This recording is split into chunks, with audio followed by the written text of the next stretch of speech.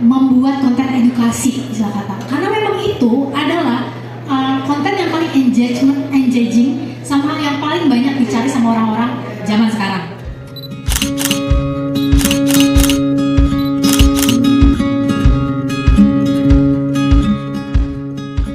Oke, gimana?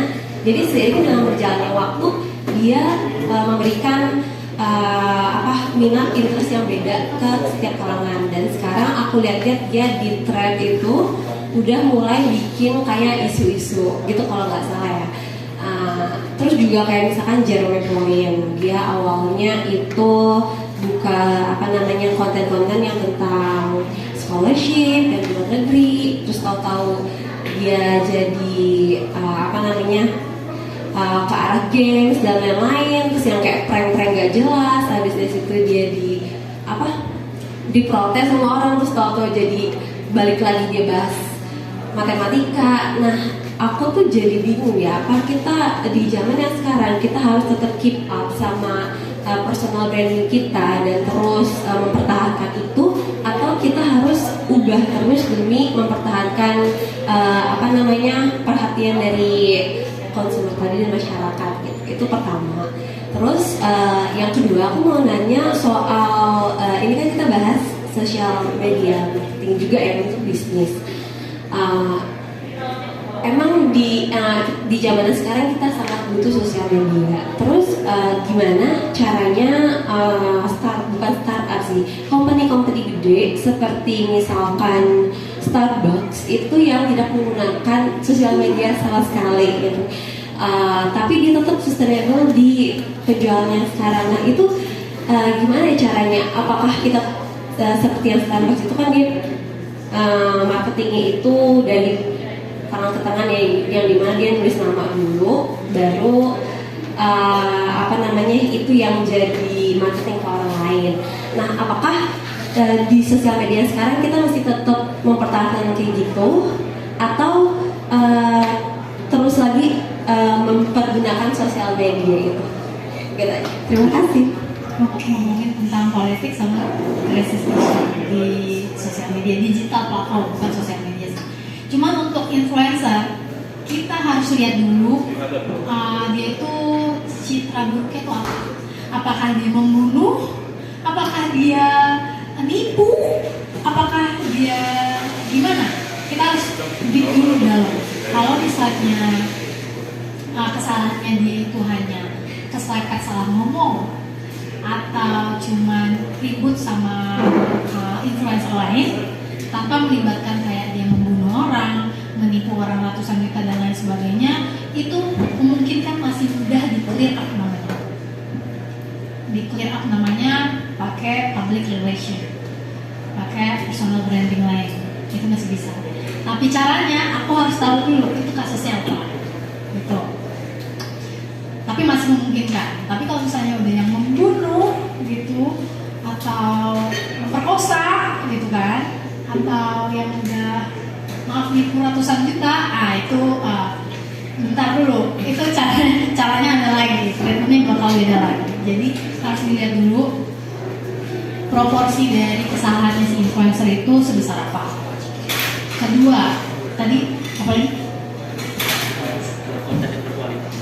Buat konten yang berkualitas, tentu dengan edukasi pasti. Kita nggak bisa ujuk-ujuk cuman ngomongin tentang ada dimarahin dan segala macam, kalau misalnya kayak gitu. Kecuali emang kamu influencer, bahkan influencer sekalipun pada awalnya mereka bakal menghadirin value dulu. Misal tadinya dia mau jadi influencer apa, fashion dan lain sebagainya, pasti di awal dia bakal ngelakuin yang namanya match and match baju lah, terus hal yang sesuai dengan target marketnya dia. Kalau misalnya dia mau target marketnya middle ke bawah, berarti dia match and match baju di Shopee misalnya. Target marketnya middle up ke atas, middle up gitu, berarti dia bakal pakai barang-barang yang agak sedikit high class dan harganya lumayan pricey, dan gayanya juga bakal agak sedikit beda gitu. Terus yang ketiga, bagaimana nge-closing dari cuman dari 2 detik di awal kita ngomong di TikTok. Agak susah ya Bun, gitu. Dari awal kita harus tahu dulu nih, kita harus perkenalan kita tuh siapa. Ketika mereka sudah kenal produk kita apa, jasa kita apa, baru di konten selanjutnya ketika kamu bilang mungkin aku sekarang udah buka kelas misalnya kayak gitu, mungkin dia bakal check out duluan gitu. Tapi harus dulu kamu harus kenal, mereka harus kenal dulu produk kamu apa atau kamu itu siapa gitu. Jadi nggak bisa tuh belum kenal sama siapa-siapa tiba-tiba aku buka kelas gitu kan, nggak bakal. Jadi harus dulu bertahap. Makanya tadi funnelnya itu mengerucut ke bawah. Pertama dari awareness, kedua itu untuk mereka bisa mempertimbangkan sesuatu, baru ke conversion. Dan tadi tentang apa lagi? After sales. Hah? Oh, after sales. Iya, after sales nih. Aku sebenarnya nggak. Gimana sih after salesnya? Boleh dijelasin dulu? Bagaimana caranya nge-handle after sales ketika kita jualan ya?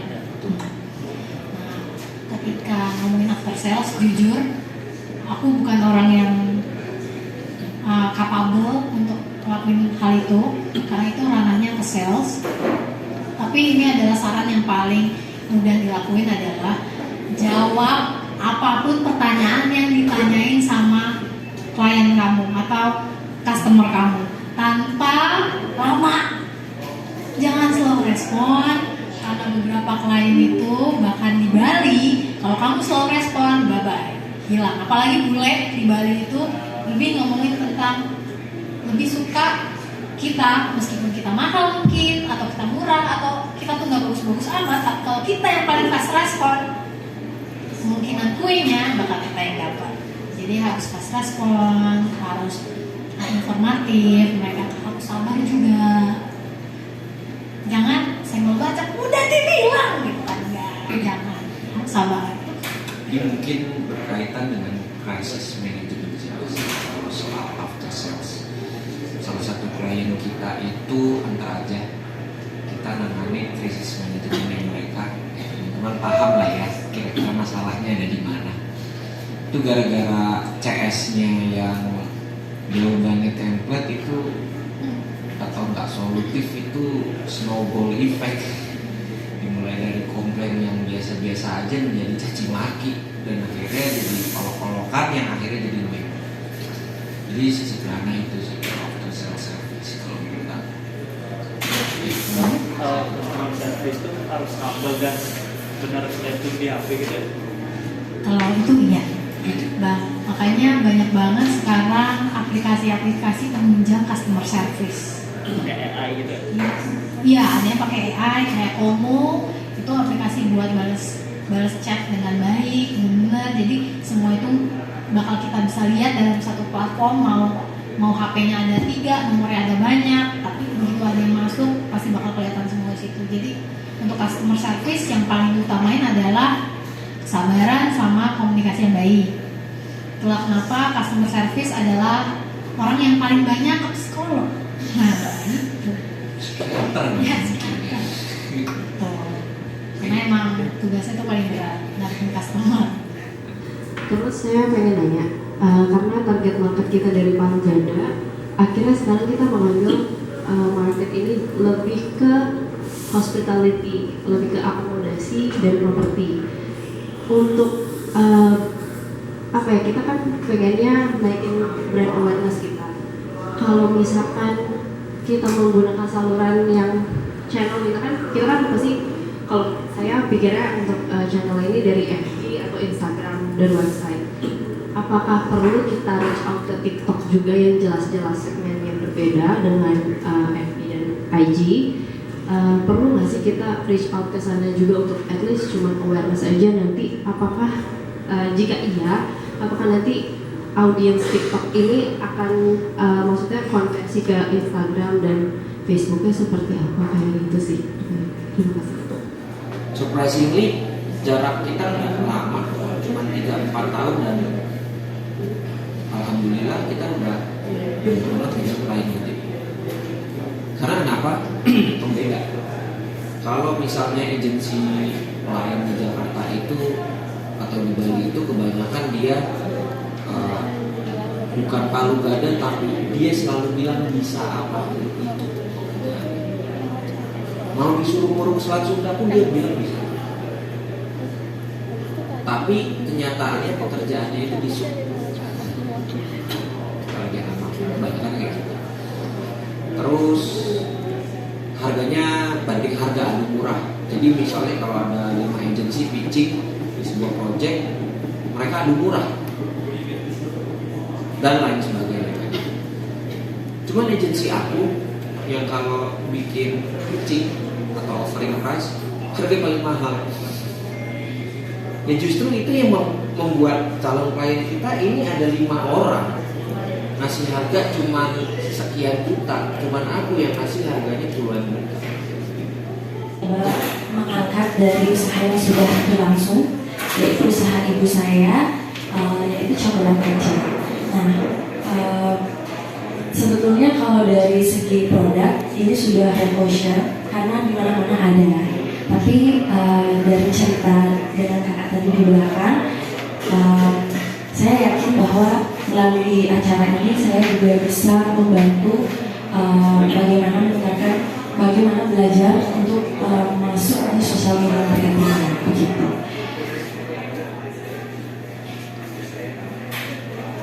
Nah, baik dari pertama hubungan, tentu jangkau pelanggan yang tertarik dengan camilan, yang suka dengan camilan seperti itu.